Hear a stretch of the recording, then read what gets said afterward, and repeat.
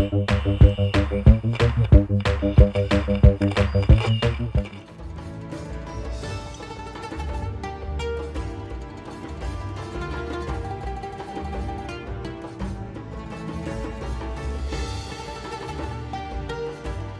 I'm in Hebron and I'm on an official tour.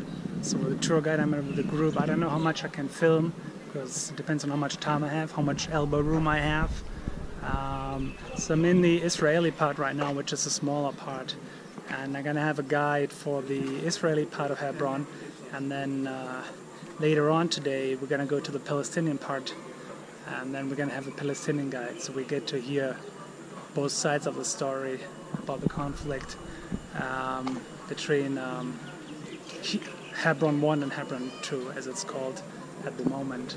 So yeah, I will film as much as possible. Just cross the checkpoint into Palestinian territory, and of course I was not allowed to film there.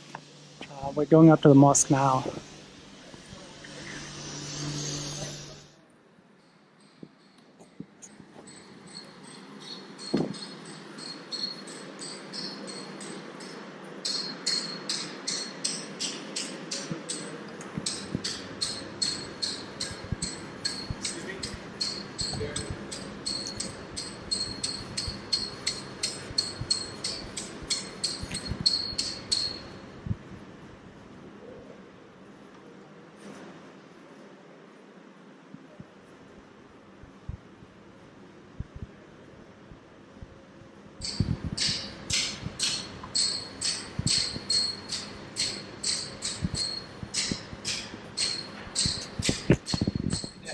Been closed since like years and years and years. And in the Muslim part, you could see Rebecca and Isaac. In the Jewish side, there's Leah, Jacob, Joseph, and Sarah and Abraham. You could see them from both sides because they're located in between. Now, what is the origins of this building? Now, there's different perspectives actually about the history, but the main famous one that the origin of this building was a church, and then Muslims came, broke down the church, built a mosque. And then the Crusaders came, broke down the mosque, built up church again. And then Mamluks came and broke down. No, they didn't broke down. Sorry. When the Mamluks came, they converted the church from inside into a mosque. Okay? Then in 1967, when Israel occupied the West Bank, 2 years later, 1969, 12 Jewish rabbis got into the building, claiming that this is a holy site for Jews. They want to start doing prayers in it. And at that time, there were no Palestinian authorities, so it was only Israel that allowed the Jews to get into the building, do their prayers, but it wasn't an official synagogue. So it was a holy site for Jews, or the second holy site for Jews in the world, but it wasn't an official synagogue that they get into it 24 hours. So how it used to be this way: getting inside the building, doing prayers, they leave, everything's returned into a mosque. It wasn't two sides. The whole building used to be a mosque. Okay? So it has been this way since 1969 till the year of 1994, 25th February, after a massacre that happened by an American Jew from Brooklyn in New York. Thank you, Americans. That goes 29 Palestinians were killed, about 150 people injured. The result of the massacre is the building got closed for about 9 months. During the 9 months, they split the building from inside by an iron gate that took part of the tombs to the Jewish side and create an official synagogue, with kept part of it as mosque. In the building itself, Muslim part is bigger than the Jewish side, but everybody says that 65% have been taken and made a synagogue. Is that a true or wrong information? Now, if we're talking about the tomb of the patriarchs, we don't mean the building itself. Also, it covers the gardens outside. So when we talk about the separation that happened, that took the gardens outside to the Jewish side, that actually made the percentage 65% have been taken and made as a synagogue. So it is true information that actually 65% has been taken, but in the building itself, Muslim part is bigger than the Jewish side. Have you been in the Jewish side yet? Okay, you'll go today to the second part of the tour and visit the Jewish side. You'll go across through gardens, very big gardens, into the building, and that's actually one of the entrances that used to be also one of the entrances for the mosque, for Muslims, but after the massacre, it's not anymore. It became a Jewish park. You can't sit down. Stand up.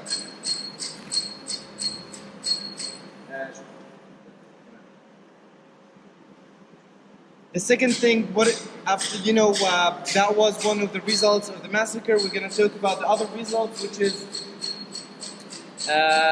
curfew. 4 months curfew in the city of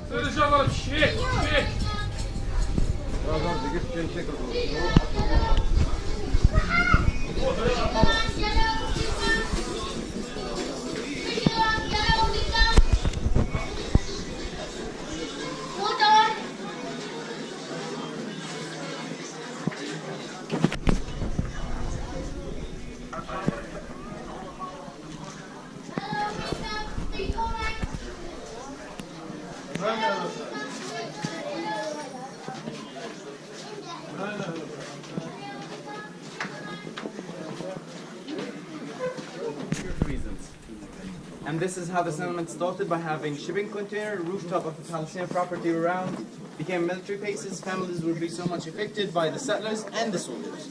The soldiers, if they're peaceful, it means they're going to change their shifts all morning, 12 night, for example. If talking about violent soldiers, it means changing shifts and attacking families. And of course, settlers would be a hard time to the family by attacking the house and the members of the families. So the family could not go on that way forever, and that's exactly what happened to the family. Just get closer to Jamal and please open the road to people, so let people have ability to walk. Please get closer to this side.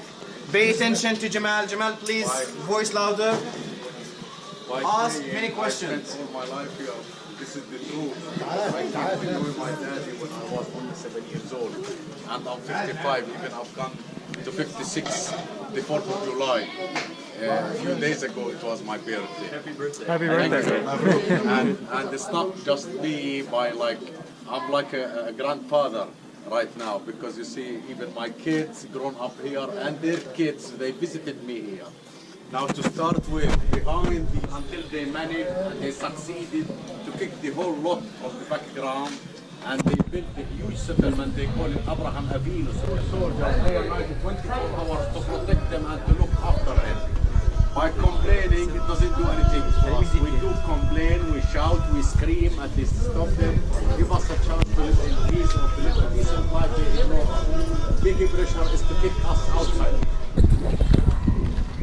Alright, so these are Israeli soldiers, and we just made it to the Israeli part of Hebron. I tried to film as much as possible. Again, it's hard because there's so many checkpoints, even in H1 or in H2, like a checkpoint every block. So I will try to film as much as I can.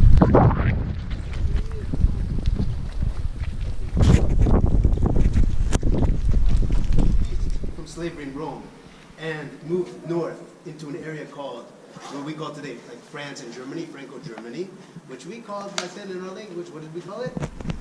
Ashkenaz. And as Europe became Christian and the Crusades began and persecution of Jews began, the Jews moved to the east into Eastern Europe, which was the largest concentration of Jews in Europe before the Holocaust, right?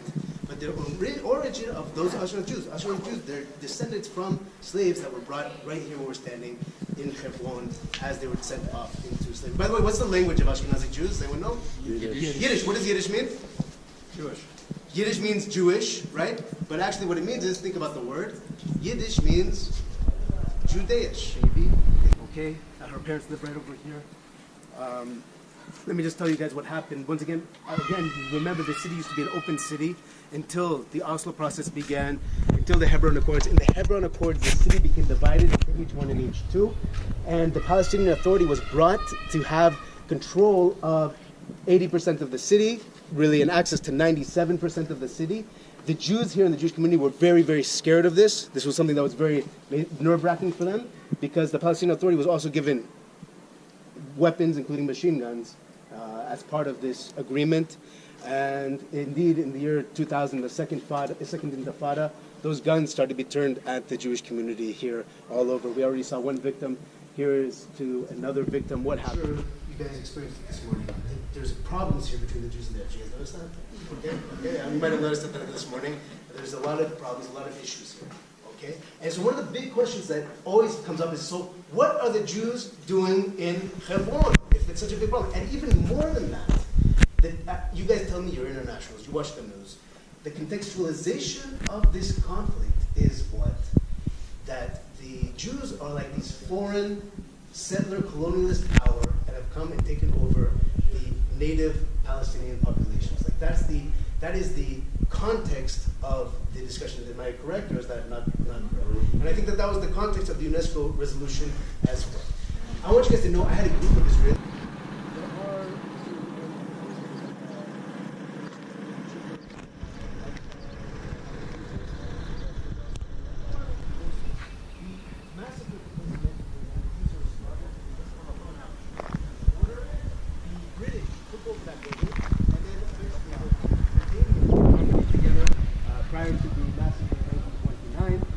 Today, there's a residential area up and there's a museum. You guys can see the synagogue we're at. You guys see the synagogue?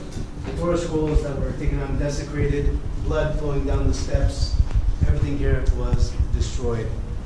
Here you can see a memorial to the 67 men, women, and children that were killed.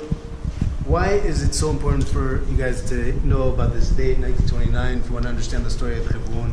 Guys, this is a time before there was any excuse of occupation or military bureaucracy or any.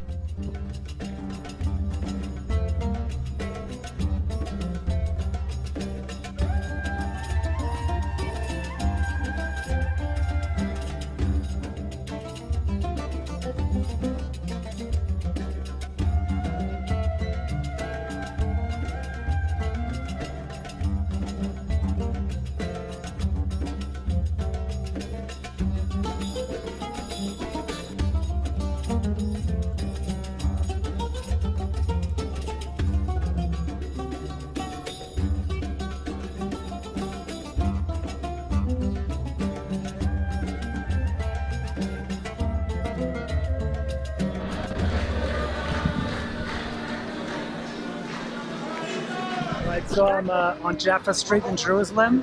The central bus station is right behind me, and right in front of me is Central Station, the light rail that goes to the old city and to the other parts. It also goes to Yad Vashem. There's only one line in Jerusalem. So anyways, I just came back from Hebron. By the end of the tour, it was hard for me to film because we had to rush a little bit to get on the bus again. So the mosque, the Ibrahimi mosque that we went to, first thing of the tour, we went to again from the other side, which is for the Jews.